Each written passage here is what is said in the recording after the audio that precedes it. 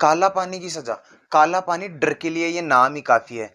क्योंकि सोचो, एक कैदी की छाती को घुटनों से दबाकर उसके नाक से रबर की ट्यूब छाती तक डालते थे। फिर उस रबर की ट्यूब से दूध तब तक अंदर डाला जाता था जब तक कि उसके फेफड़े पूरी तरह दूध से ना भर जाए और दूध उसकी आखिरी सांस ना छीन ले। आपको यकीन नहीं होगा, लेकिन ये सच है कि हमारे देश की आजादी के लिए लड़ने वाले क्रांतिकारियों के साथ ऐसा ही किया गया था।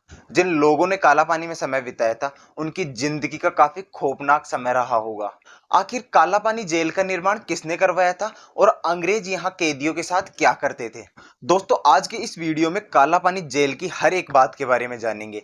तो बने रहिए हमारे वीडियो में और वीडियो को लाइक करके अपने फ्रेंड्स के साथ शेयर कर दीजिए। काला पानी की जेल, जिसको सेलुलर जेल भी कहा जाता था, यह सेलुलर जेल भारत के केंद्र शासित प्रदेश अंडमान निकोबार के द्वीप पर मौजूद है।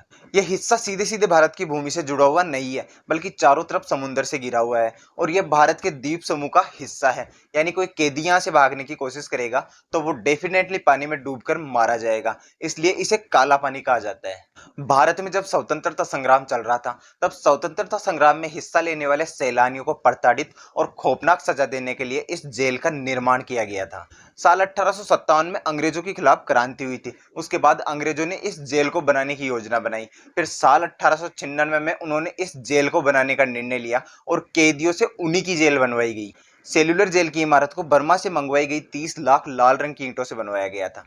कैदियों पर बारीक नजर रखने के लिए इमारत को साइकिल की पहिए की तरह बनाया गया था, जिसके बीच में एक ऊंचा टावर भी था और इमरजेंसी के लिए यहाँ एक घंटा भी लगवाया गया था। इस पूरे एरिया में 3 मंजिल की 700 इमारतें बनवाई गई थी, जिसमें से 694 छोटे कमरे बनवाए गए थे और 10 मार्च 1906 को इस जेल को पूरी तरह बनाकर तैयार कर दिया गया था।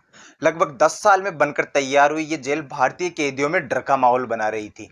हर एक कैदी के लिए अलग से कोठरियां बनाई गई थी और ऐसा इसलिए किया गया था क्योंकि स्वतंत्रता संग्राम में हिस्सा लेने वाले कैदियों को अलग रखकर उन पर कंट्रोल ला सके। यदि उन्हें एक साथ रखा जाता तो हो सकता था कोई ना कोई योजना बना ले, और एक एकांक व्यक्ति अकेला रहता है तो वो अंदर ही अंदर पूरी तरह टूट जाता है। इसलिए मानसिकता को कैदी के बीच में लाने के लिए अंग्रेजों ने उन्हें ग्रुप में नहीं रखा। इस जेल से भागना नामुमकिन था क्योंकि जेल के चारों तरफ पानी था, लेकिन इसके बावजूद भी कई कैदियों ने यहाँ से भागने की कोशिश की, लेकिन वो सफल नहीं हो पाए। एक बार एक साथ 200 कैदियों ने यहाँ से भागने की कोशिश की, लेकिन सभी को पकड़ लिया। फिर यहाँ के एक जेलर ने 87 कैदियों को फांसी पर लटकाने का ऑर्डर दिया। उन्हें अलग अलग तरीके से टॉर्चर किया था। खाने में इन कैदियों को जंगली घास की सब्जी, वो भी कीड़ों के साथ, और कंकड़ों भरे चावल परोसे जाते थे। सिर्फ खाना ही नहीं, बल्कि इन कैदियों की जिंदगी को हर तरह से नरक बनाने में अंग्रेजों ने कोई कसर नहीं छोड़ी थी। उनके रहने के लिए ना कोई गद्दा था और ना ही कोई चादर। चाहे कोई सा भी मौसम हो, कैदियों को जमीन पर सोना पड़ता था। पानी पीने के लिए और टॉयलेट के लिए उन्हें 2 मटके दिए जाते थे, पर पीने का पानी इतना खराब होता था कि उसमें कीड़े होते थे। ऐसे टॉर्चर से परेशान होकर कई कैदियों ने आत्महत्या कर ली थी। नरक से बदतर हालत में रहने वाले इन कैदियों से जानवरों की भांति काम करवाया जाता था।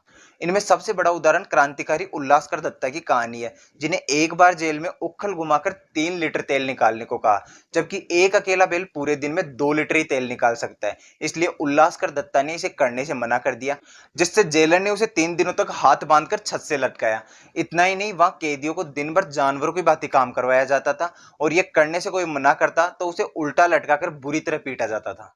पर अंग्रेजों ने हर तरह से क्रांतिकारियों की हिम्मत तोड़ने के बावजूद भी आजादी की आग को क्रांतिकारियों ने बुझने नहीं दिया। इस तरह की हिंसा अगले 90 सालों तक चलती रही, लेकिन ट्विस्ट तब आया जब वर्ल्ड वार सेकंड के दौरान जापानी सेना ने इस द्वीप पर कब्जा कर लिया और अंग्रेजों को बंदी बना लिया। जंग खत्म होने तक इस जेल को पूरी तरह बंद कर दिया।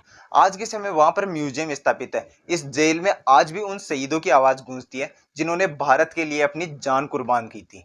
दोस्तों, वीडियो कैसी लगी हमें कमेंट्स करके जरूर बताइए और वीडियो को लाइक करके अपने फ्रेंड्स के साथ शेयर कर दीजिए। यार, आप में से 99% लोग वीडियो तो देखते हैं लेकिन चैनल को सब्सक्राइब नहीं करते, तो चलो जल्दी से चैनल को सब्सक्राइब करके पास में बने बेल आइकन को दबा दें।